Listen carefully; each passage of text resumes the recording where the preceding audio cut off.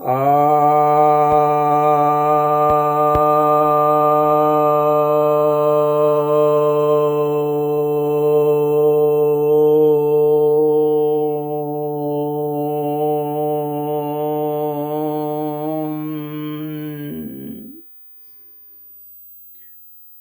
भक्तजनों को सप्रेम नमन। भक्तों, आज दुनिया एक ऐसे मुहाने पर खड़ी है जहां पर कि जो विश्व युद्ध की संभावना लोग जता रहे थे, उम्मीद, उसकी कुछ संभावना तो बन ही रही है।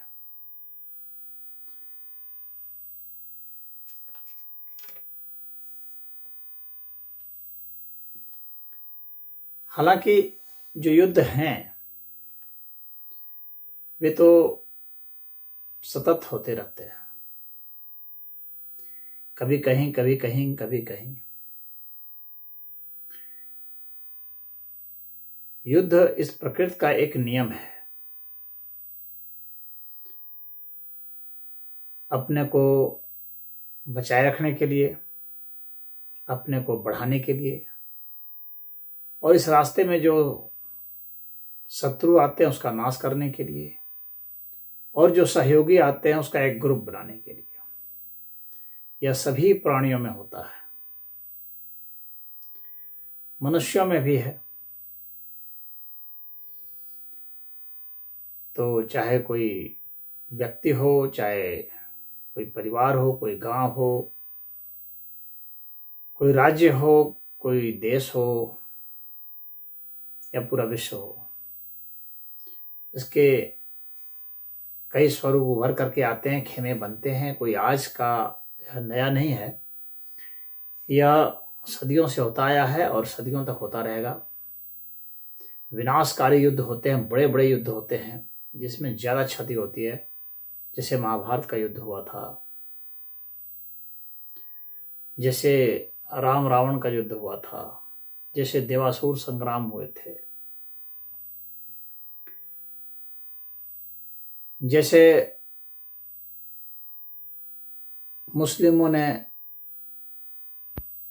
होली वार लड़ा, ईसाइयों ने होली वार लड़ा, मुस्लिमों ने अपना फैलाया साम्राज्य।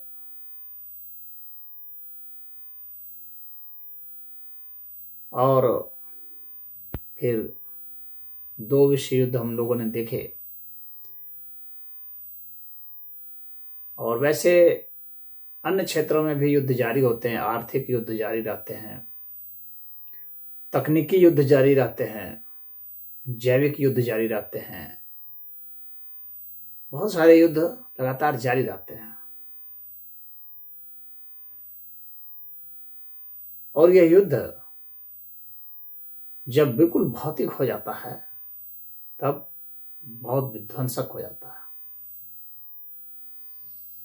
और अंत में आदमी अपनी पशुता पर उतरता ही है, क्योंकि गिरता गिरता गिरता वहां तक आता है और युद्ध हो जाता है।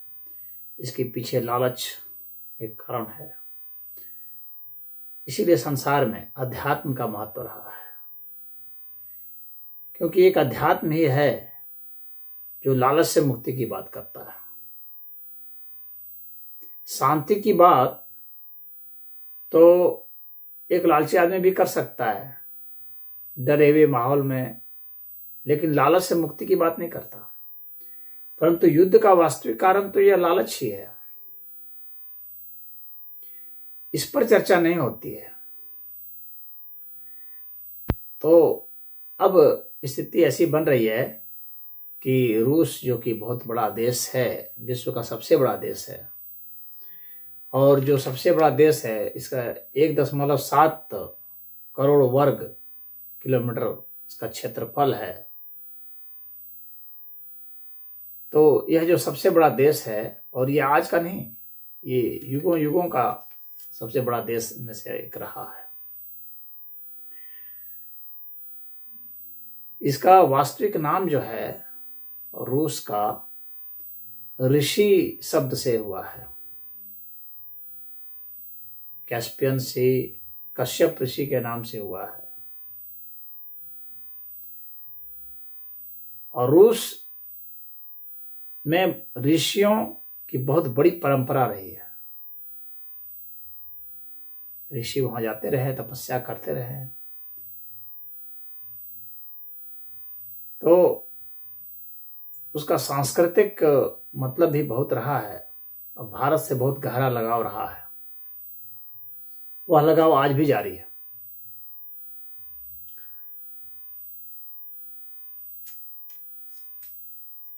तो जब रूस ने बोल्शेविक रिवॉल्यूशन देखा, जिसमें कि रूस की क्रांति हुई, जिसमें कि वहाँ कम्युनिस्ट सरकार बनी और रूस सोवियत संघ में बदल गया, और उसके बाद जब द्वितीय विश्व युद्ध हुआ तो रूस की सेना जर्मनी में घुस करके हिटलर के शासन का खात्मा कर दी। संयुक्त राष्ट्र संघ बना, उसमें रूस भी एक सदस्य है, स्थायी सदस्य है, वीटो पावर है उसके पास, सिक्योरिटी काउंसिल में स्थायी सदस्य। रूस दुनिया का दूसरा सबसे बड़ा तेल उत्पादक देश है। 10.27 बैरल प्रतिदिन इसका उत्पादन है। यह गैस भी बहुत ज़्यादा पैदा करता है और कई देशों को बेचने की स्कीम पर यह काम भी कर रहा है, कुछ बेचता भी है। यूरोप के देशों को गैस देता है और अब पाइपलाइन भी बिछाया है गैस देने के लिए, जो नॉर्ड स्ट्रीम 2 जो गैस प्रोजेक्ट है। तो यह जो पाइपलाइन है, यह जर्मनी और यूरोप में सब में ये जाना है इसको, उसके माध्यम से भी कमाई है। लेकिन इसका जो है, अब चूंकि सोवियत संघ का विघटन 90 के दशक में अमेरिका ने कराया था, जिसमें कि 7 देश फिर बन गए थे, तो ये जो है अब रूस के भीतर में अमेरिका के प्रति विरोध की भावना तो रहेगी ही, और इसलिए वह कभी भी अमेरिका के साथ सहज नहीं हो पाया और चीन के साथ वह सहजता महसूस करता है और भारत के साथ सहजता महसूस करता है। भले भारत और चीन एक दूसरे के साथ असहज रहते हुए भी व्यापार करते हैं, पड़ोसी हैं, कहाँ जाएंगे। अब ऐसी स्थिति में अब पुतिन जब राष्ट्रपति बने, पहले तो केजीबी के वो जासूस थे, उसके बाद जब राष्ट्रपति बने तो उनके दिमाग में रूस के गौरव को लौटाने की इच्छा पहले से ही थी। वे मौके की तलाश में थे। 2014 में क्रीमिया पर हमला करके उन्होंने उसे ले लिया और उस समय अमेरिका के जो शांतिप्रिय प्रेसिडेंट ओबामा थे, तो वे कुछ नहीं कर पाए। शांतिप्रिय लोग समझाने बुझाने में विश्वास रखते हैं, लेकिन यह जो दुनिया है, इसकी सच्चाई यही है कि यह शक्ति से चलायमान है।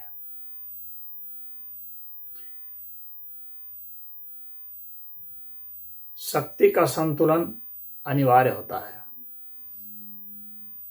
रूस मौका देखता रहा कि कब ऐसे शांतिप्रिय राष्ट्रपति अमेरिका को मिले कि मैं अपना काम करूं, और अब फिर बाइडेन मिल गए हैं,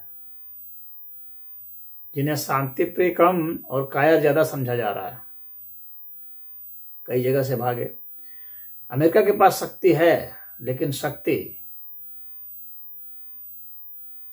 के प्रयोग करने का जो साहस होता है वह अभी अमेरिका प्रदर्शित नहीं कर पा रहा। आपको यदि सुपर पावर बने रहना है तो वह शक्ति आपको लगातार दिखानी पड़ती है। मुफ्त में चौधरी आप नहीं बन जाएंगे विश्व के। और अमेरिका आर्थिक बोझ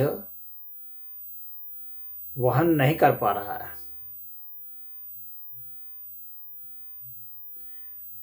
और जब आप आर्थिक रूप से बहुत मजबूत हो जाते हैं तो आप में एक कमजोरी आती है, वह है साहस की। जिसके पास खोने के लिए बहुत कुछ होता है वो लड़ने से डरता है। बेखौफ होकर के वह लड़ता है इसके पास खोने के लिए कुछ नहीं है। तो अमेरिका टेक्नोलॉजी के सहारे बड़ा तो है, उसके पास हथियार भी हैं, सब कुछ है, संसाधन है, परंतु वह कलेजा नहीं है। इसलिए कई जगह से उसे भागना पड़ता है। जिसकी कौमें सुविधा भोगी हो जाती हैं वे युद्ध नहीं कर पाते। सुविधा भोगी सैनिक युद्ध नहीं कर पाते और युद्ध में क्षति होती है, धन की क्षति होती है, जन की क्षति होती है। तो युद्ध एक इस तरह का शौक है कि आपको क्षति उठाने के लिए तैयार रहना पड़ेगा। अब अमेरिका उससे पीछे हट रहा है, इसलिए अफगानिस्तान से भी भाग गया। अफगानिस्तान से भागने का कारण उसने अपने आर्थिक बोझ भी बतलाया। यह कमजोर पॉइंट रूस ने पकड़ लिया, जान गया कि यह जो है अब धन खर्च करने से डर रहा है और अपने आदमियों को मरने से बचाना चाहता है। अमेरिका अब तक दूसरे के कंधे पर रख करके बंदूक चलाने की कोशिश भरसक करता रहता है, दूसरों को लड़ता रहता है, अपना हथियार बेचता रहता है, उससे फायदा कमाता रहता है और अपने धौंस भी दिखाता रहता है। लेकिन जहां पर सीधे उसे ही लड़ाई करनी पड़े वहां उसकी घिघी बन जाती है। और यही कमजोरी रूस और चीन दोनों ने ही पकड़ लिया अमेरिका की।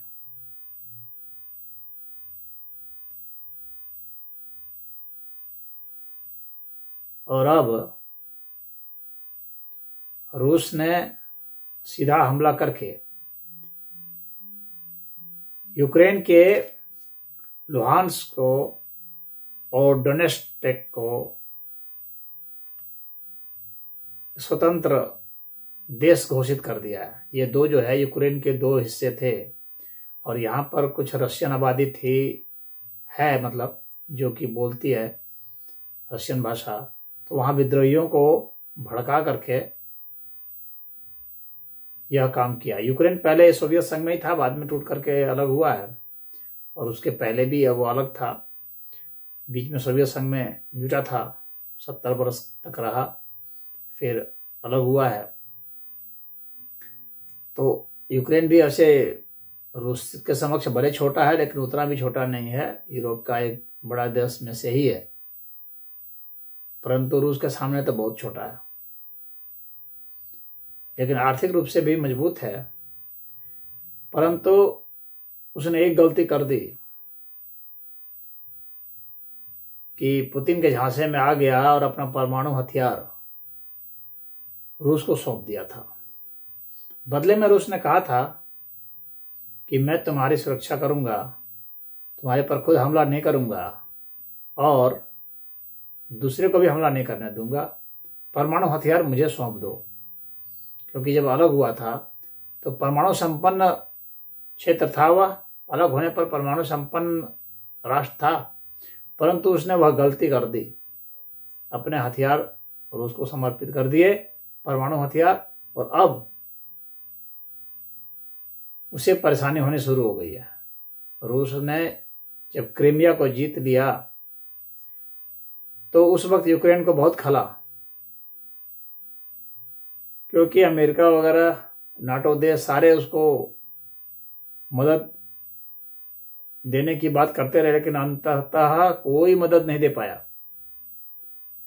और रूस को बगल में लड़ना है और बाकी दूसरे देशों को दूर से आना है, तो काफी मुश्किल है। उसमें भी रूस के पास बहुत परमाणु हथियार हैं। विश्व के सबसे ज्यादा परमाणु हथियार रूस के पास ही है। 6375 परमाणु बम है। इतने अमेरिका के पास भी नहीं है। तो यह बहुत खतरनाक स्थिति है। और जब रूस ने सफलतापूर्वक परमाणु बम यूक्रेन के ले लिए, तो अब रूस थोड़ा निश्चिंत हो गया और उसके बाद उसने शुरू कर दिया, क्रीमिया को ले लिया और अब लुहांस और डोनेस्टक को अलग अलग देश बना दिया है। मूलतः रूस जो है फिर सोवियत संघ जैसा ही बनाना चाहता है, भले पूरा मिलाए नहीं, लेकिन एक कॉन्फेडरेशन बनाना चाहता है। जैसे अमेरिका ने नाटो बनाया है, उसी तरह से रूस की महत्वाकांक्षा है कि उसी तरह का एक ग्रुप बना ले। इसमें चीन भी शामिल है उसके ग्रुप में।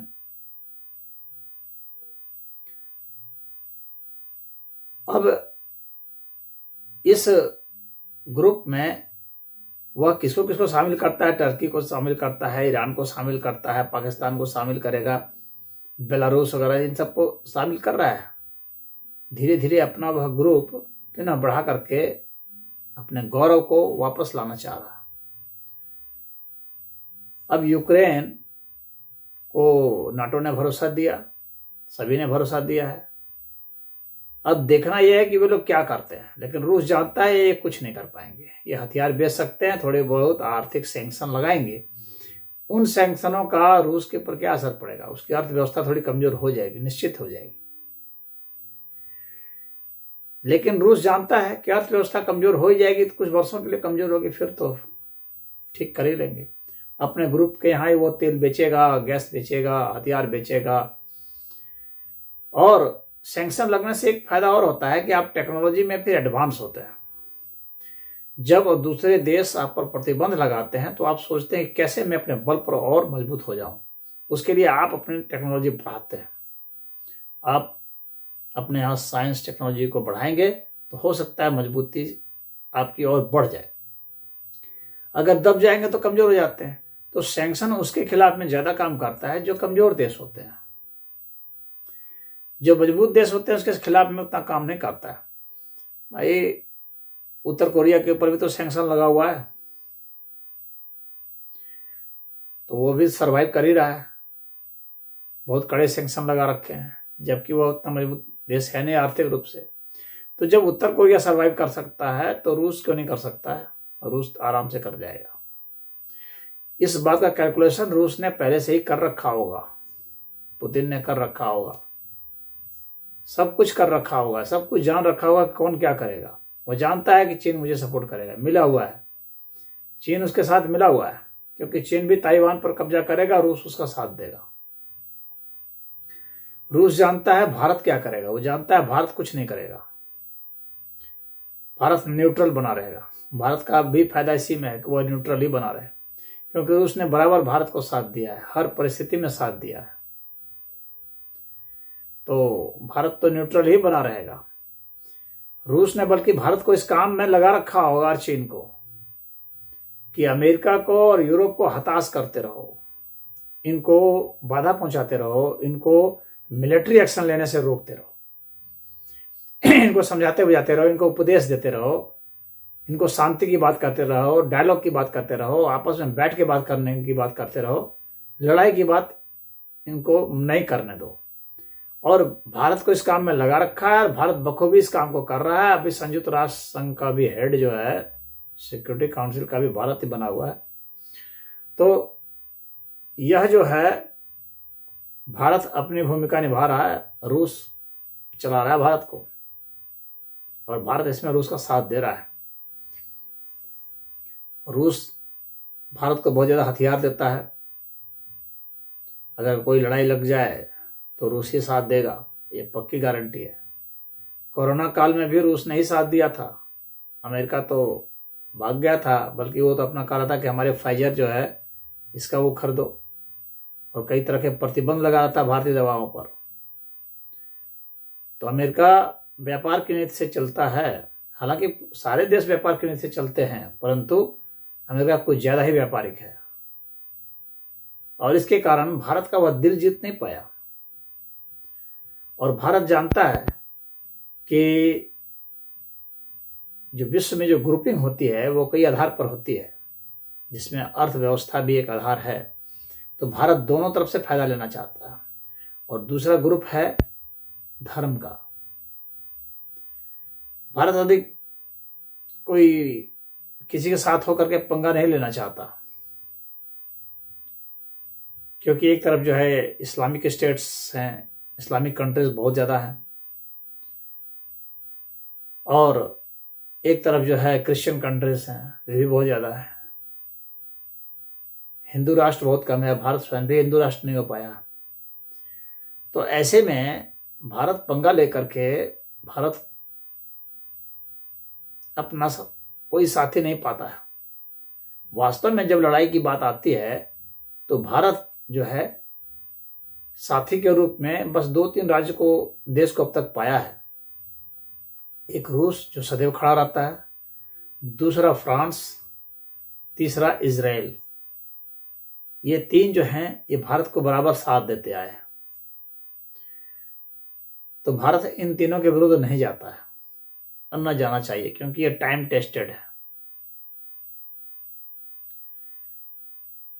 इकोनॉमी में जापान साथ देता है, इसलिए भारत जापान के साथ भी विरोध में नहीं जाएगा, उसके साथ भी रहता है। तो भारत अपने सभी के साथ संबंध अच्छा बना करके और अपनी आर्थिक स्थिति मजबूत कर रहा है। यह भारत की अच्छी ही नीति है, मैं समझता हूं।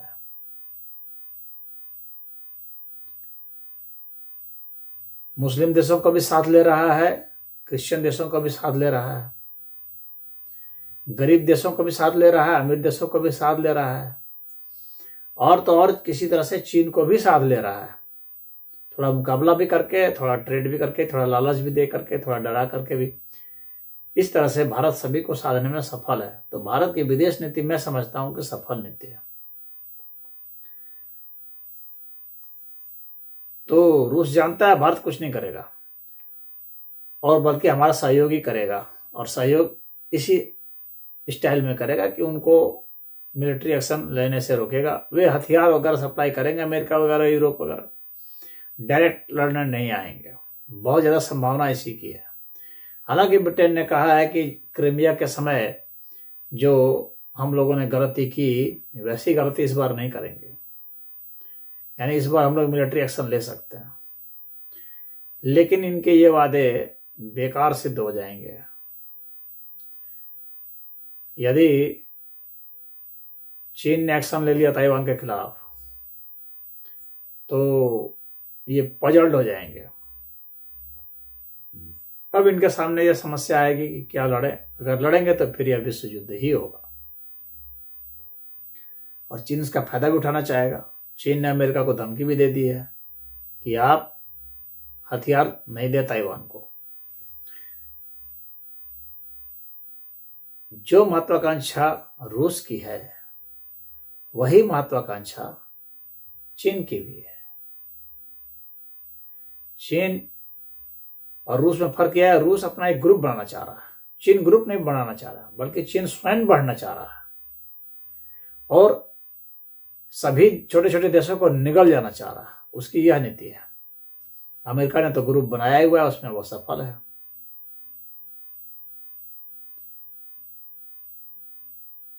अब इन सभी ग्रुपों के बीच में एक भारत है जो बिल्कुल ही अकेला, जैसे योगी अकेला रहता है वैसे भारत अकेला खड़ा है। भारत योगियों का ही देश रहा है।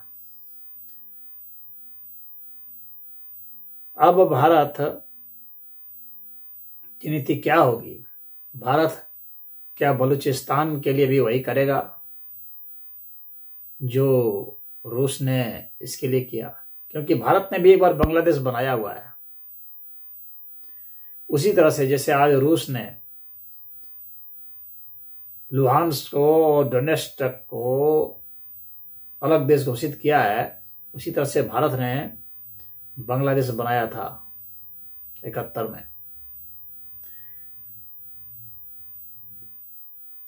तो हालांकि आज भी संयुक्त राष्ट्र संघ ने बांग्लादेश को मान्यता नहीं दी है, लेकिन उससे क्या फर्क पड़ता है, बांग्लादेश एक देश तो बन ही गया है। उसी तरह से ये लुहांस्क भी और डोनेट्स्क भी हो सकता है देश के रूप में सरवाइव कर जाए। बेलारूस भी कर ही रहा है।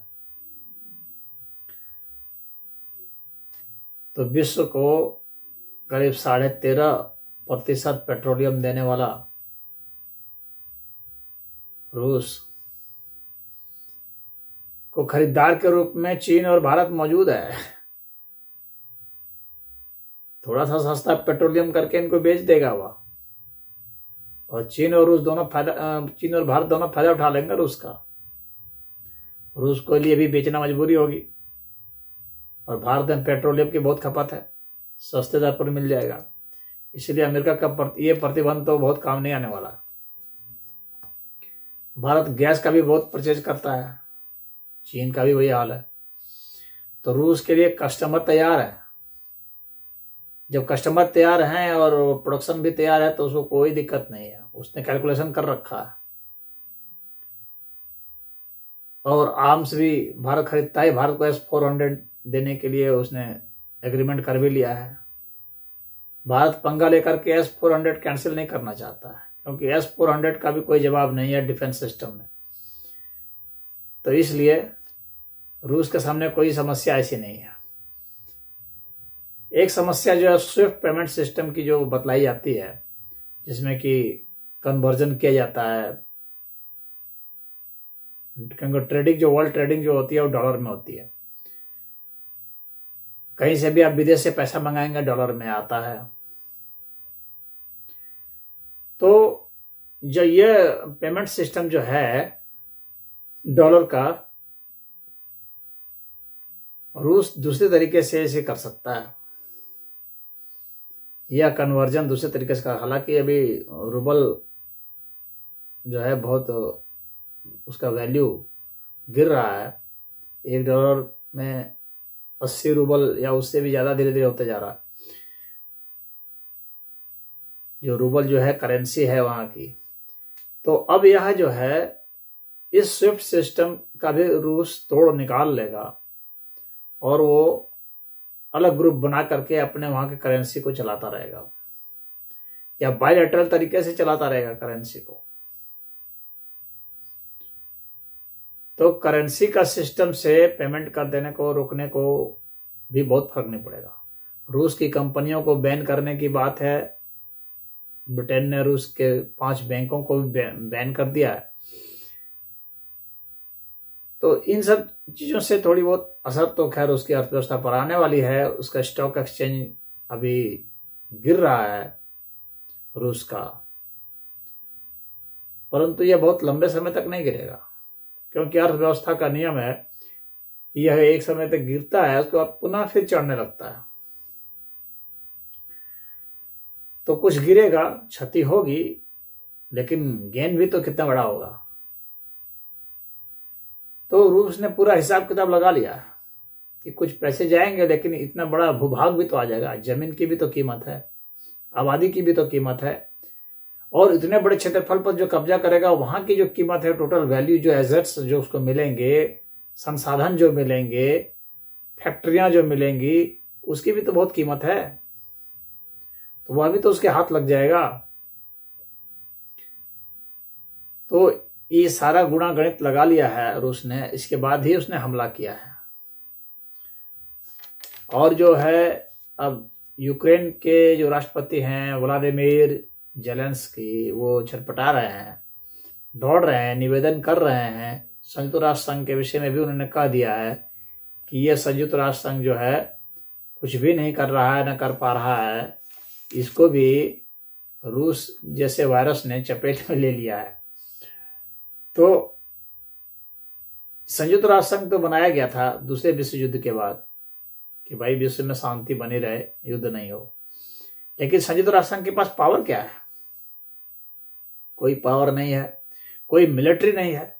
मैं यह बराबर कहता हूं कि विश्व को एक मिलिट्री रखनी चाहिए। संयुक्त राष्ट्र संघ के पास एक अपनी मिलिट्री होनी चाहिए जो पूरे विश्व के मिलिट्री से ज्यादा मजबूत हो। उसके पास अपना फंड होना चाहिए और बाकी सभी देशों की मिलिट्री को बिल्कुल 10% पर कर देना चाहिए या खत्म कर देना चाहिए।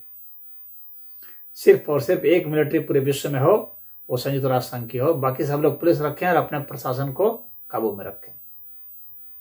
अगर कोई देश हमला करता है तो संयुक्त राष्ट्र संघ की सेना जा करके वहां पर न्याय संगत व्यवहार कर सकते। तो बहुत लोग अभी उपदेश दे रहे हैं, संयुक्त राष्ट्र संघ को कोस भी रहे हैं, उपदेश भी दे रहे हैं, लेकिन उसका असर कुछ नहीं होना है। मॉरलिटी की बात कर रहे हैं कि ये जो ऐसा नहीं करना चाहिए, हमला नहीं करना चाहिए, लेकिन ये लोग विश्व इतिहास नहीं जानते हैं। विश्व में कितने देश ऐसे ही बनते हैं और बिगड़ते हैं, टूटते हैं, फूटते हैं। कई देश बनते हैं। देश कोई अस्थायी चीज नहीं है। देश बनते हैं, टूटते हैं, मिटते हैं, फिर जुड़ते हैं। ये पॉलिटिकल बाउंड्रीज जो है लगातार शिफ्ट होती है शक्ति के हिसाब से, अर्थव्यवस्था के हिसाब से, धर्म के हिसाब से, भाषा के हिसाब से, ये जो कुछ भी होता है, परंतु इन सब के पीछे एक ही चीज होती है और वह है शक्ति। तो जिसके शक्ति ज्यादा है वो या तो बना देगा या मिटा देगा या दोनों ही कर देगा। अभी रूस ने अपनी शक्ति दिखा दी है, अब अमेरिका और यूरोप को अपनी शक्ति दिखानी है। क्या वे दिखा सकते हैं? क्या वे रोक सकते हैं? अगर रोकने की कोशिश करेंगे तो युद्ध अवश्य संभावी है। क्या युद्ध का रिस्क वे ले सकते हैं? यदि रिस्क ले सकते हैं तो विश्व युद्ध में तब्दील हो सकता है यह युद्ध। और अगर नहीं ले सकते हैं तो यूक्रेन जो है वह अब रूस की दया पर है। रूस अपनी मनवा के रहेगा। रूस नहीं चाहता कि नाटो की जो सेना है वो रूस के इर्द गिर्द आए और यूक्रेन उसका एक अखाड़ा बने। और यूक्रेन जो है रूस से बचने के लिए नाटो में शामिल होना चाहता है। परमाणु हथियार भी धीरे धीरे वो बना ही रहा होगा। हालांकि रूस का कहना है कि परमाणु हथियार यूक्रेन अवश्य ही बना सकता है क्योंकि उसके पास टेक्नोलॉजी थी, तो वह बना सकता है। और वैसी स्थिति के आने के पहले तक ही रूस यूक्रेन पर कब्जा कर लेना चाहता है। तो रूस को ना परमाणु बम बनाने देना चाहता है, उतना टाइम नहीं देना चाहता, और ना नाटो में शामिल होने देना चाहता है, क्योंकि ऐसा होने के बाद रूस अस्थायी रूप से बढ़ने की जो उसकी महत्वाकांक्षा है वो धराशायी हो जाएगी। तो इसलिए रूस ऐसा नहीं चाहेगा कभी भी। और चीन इसी मौके का फायदा उठा करके ताइवान की ओर चढ़ सकता है।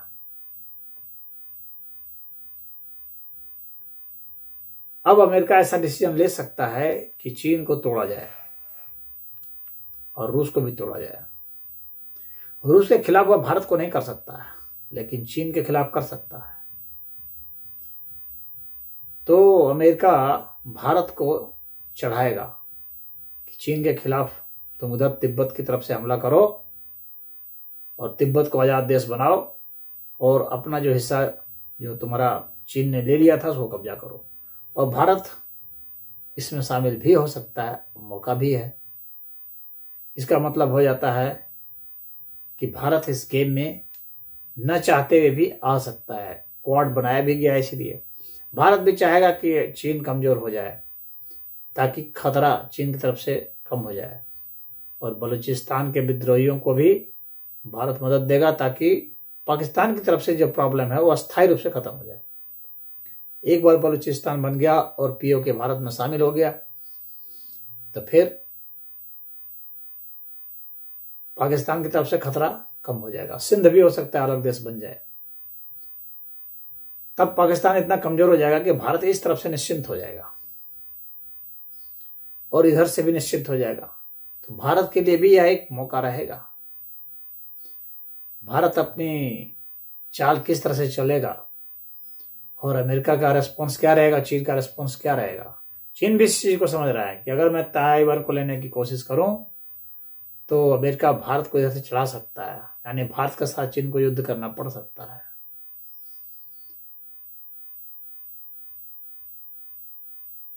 तो चीन भी यही सोचेगा कि अमेरिका की ताकत को दो भागों में, एक यूक्रेन की तरफ और एक इधर की तरफ बांटा जाए। चीन वेट कर रहा है कि अमेरिका क्या यूक्रेन के खिलाफ लड़ता है या नहीं लड़ता है। अगर लड़ने लगा, अगर उधर सेना डाइवर्ट हुई तो ताइवान की ओर बढ़ सकता है। और वैसे में भारत के सामने वह एक अस्थायी समझौता रख सकता है चीन, कि हम लोग लड़ाई नहीं करेंगे। इस तरह से भारत को फंसाने की, पकड़ने की, समझाने की, बुझाने की, समझौता करने की कोशिश करेगा, ताकि पहले ताइवान को कब्जा किया जाए, बाद में भारत से निपटा जाएगा। लेकिन भारत भी चाहेगा कि इसी समय कर लें। तो ये तमाम जो परिस्थितियां बन रही हैं, जियो पॉलिटिक्स जो है और इको पॉलिटिक्स जो है, यह एक विस्फोटक स्थिति में तो आ ही चुकी है। और रूस ने दांव खेल दिया। छोटी मोटी लड़ाइयाँ जो सीरिया वगैरह में चल रही थी और हल्का फुल्का इजराइल वगैरह से या ईरान से, ये सब उतने डेंजरस नहीं थे, या यूएई में चल रहा था। लेकिन अब रूस के शामिल होने से यह डेंजरस हो गया है और अमेरिका को चुनौती दी जा रही है। अमेरिका को सुपर पावर की पोजीशन से डिरेल करने की कोशिश भी है। अब अमेरिका को सिर्फ बोलने से काम नहीं चलेगा, बोलने की बात खत्म हो गई, अब एक्शन का समय आ गया और सभी देश अपने अपने स्थान पर एक्शन के लिए तैयार अब बैठे हैं। और इतना जान लीजिए, कोई भी जो नया ऑर्डर बनता है दुनिया में, उसके लिए युद्ध ही होता है। तो नई अर्थव्यवस्था आएगी, नई राजनीतिक व्यवस्था भी आएगी, नई सामाजिक व्यवस्था, सांस्कृतिक व्यवस्था भी आएगी। क्योंकि इस मौके की तलाश में अन्य देश भी हैं। हो सकता है ईरान हथियार बनाने की कोशिश करे, इजराइल भी हमला कर दे, तो इजराइल, सीरिया, जॉर्डन, ये सब सारा जो क्षेत्र है वह भी सब एक हॉट रेंज में है। तो इसको विश्व युद्ध के मुहाने पर तैयार बैठा है। मनुष्य ने आखिर इतने बम बनाए, इतने मिसाइलें बनाई हैं, इतने तोप गोले बनाए हैं, तो यह छूटेगा भी तो कभी। आज नहीं छूटेगा, कल छूटेगा। बनाए हैं तो छूटेगा ही। इन सब का कारण लालच, असत्य, अन्याय, असत्य पर आधारित सभ्यताएं, लालच पर आधारित सभ्यताएं और अन्याय पर आधारित सभ्यताएं, जब तक ये रहेंगी तब तक कुछ न कुछ समय में युद्ध होता ही रहेगा। ओ